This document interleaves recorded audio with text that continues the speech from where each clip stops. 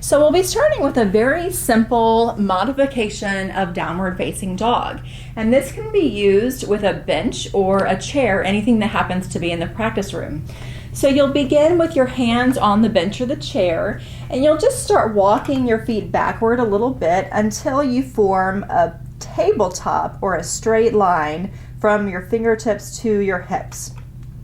Here, pressing lightly into your hands, you can feel that release through that area between your shoulder blades, and you might want to shake your head yes and no to release any tension in the neck there, and then just really enjoy that beautiful stretch and find yourself maybe opening up just a little bit deeper, opening up through the front of the body, releasing any tension in the upper back and shoulders there. When you're ready to come out, you just walk your hands forward, and then from there we'll come to a tabletop position on your mat, and we're going to move into extended puppy pose or anahatasana. So we'll start with your hands on the ground and just walk your palms forward into child's pose.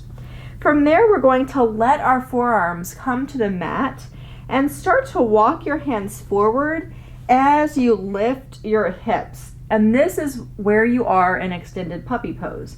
So you let your forehead just lie on the mat, maybe letting it go from one side to the other to release any tension there. And again, feeling that same release of tension between the shoulder blades and that opening in the chest and heart. When you're ready to come out, again, you can just walk your hands forward. From there, we'll move into an opening for the chest and the upper back that can really help with releasing tension there by using a strap. So if you have a yoga strap handy, you can use that, or really anything. You can use a tie or a scarf or a towel, as long as your hands can be fairly far apart. So you can do this from a seated position on a chair or standing as well. The closer together your hands are, the more intense the stretch will be. So you may want to start with your hands fairly far apart and then just kind of pull that scarf or strap taut, holding it over your head.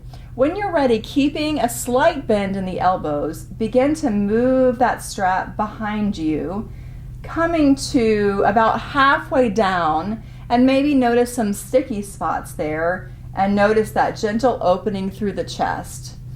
Hold any areas where you feel like you need to hold it a little bit longer, and then gradually just let that strap come down close to the hips.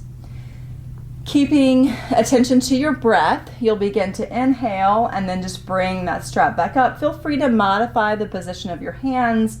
Again, if you want a more intense stretch, you can take the hands a little bit closer together. And finally, we'll move into what I call clock pose against a wall. So here you're standing, so you're a little bit, just a couple of feet away from the wall, and then you take your right hand, imagining that there's an imaginary clock on the wall. You take your right hand to what would be 12 o'clock. So you can kind of play around with maybe opening out and looking over your left shoulder a little bit here. And then when you're ready, take your right hand to 2 o'clock. So you might find you need to modify the position of your feet a little bit, and you'll start to notice that you feel a stretch here in your upper arm as well. Then you'll move your hand to 4 o'clock, again opening out to the side, maybe changing the position of your feet, maybe looking out over the left shoulder. And then when you're ready, taking that right hand to 6 o'clock, and here you really might find you want to open out to the side a little bit and feel that nice stretch through your upper arm as well. Then we'll move to the opposite side, so turning around so that the left hand comes to 12 o'clock on the wall. Again, feeling that opening. Make sure you're not lifting the right shoulder up, but keeping that down. Looking out on for your right shoulder perhaps. And then taking your hand to 10 o'clock. Maybe taking your feet a little farther away from the wall there. And then to 8 o'clock. Looking out over your right shoulder if that feels good.